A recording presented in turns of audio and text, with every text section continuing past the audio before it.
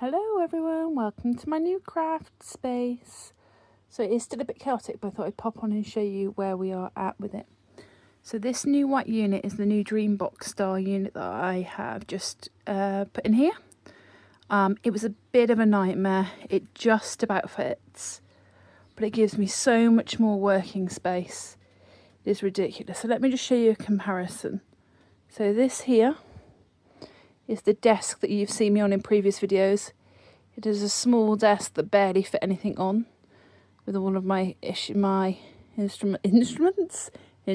obviously on there. And then scroll over to here. My workspace is now doubled, so we've got two large crafting areas. They're chaotic, of course they are. And then all of this accessible storage, and it all goes underneath as well. So it all folds up into one little unit. So what I'm going to do is keep the unit that we have, but use it exclusively as a sort of sewing area. Still tidying up this morning's coffee. This is my workspace. But as we move over, you can see it's so much easier and so much nicer. So on here, I've got mainly my trims and my ribbons and the things that I use on a regular basis. I think this will change over time. But this is a good starting point. We move across, we have shrink plastic, mulberry paper, double-sided adhesives and wallpaper samples. And this is the carousel that I used on my other desk. It's got all my essentials, my scissors, my things like that, all in one place. So that's always good. Then here in these drawers, we've got the likes of my pens, my glues, my sort of metal hardware for my albums and things like that, which is cute. Easily accessible. I don't have to go rooting through drawers for it, so that's good. In the middle then we've got, which I really love, is this bottom one, which is my printed ephemera. So I do make a lot of printables, and I really had nowhere to store them. Next one up, the pieces of that gives away what it is without reading the label. They're tag strings.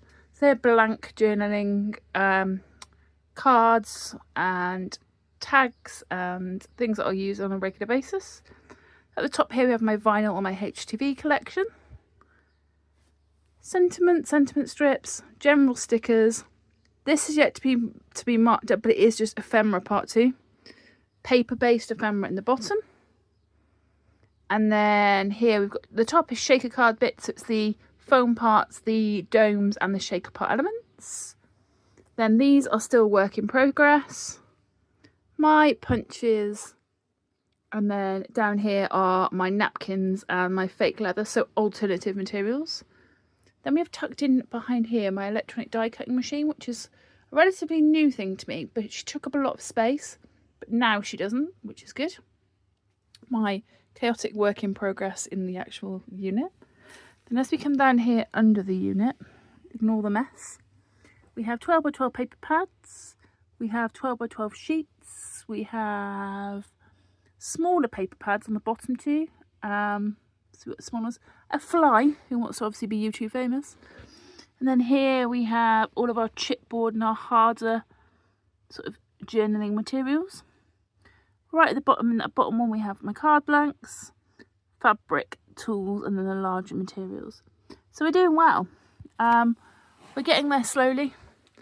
Things will move around as we go. But I thought I'd give you a quick tour of where we're at. Hopefully I'll be back to filming YouTubes normally soon, and I'll see you all soon.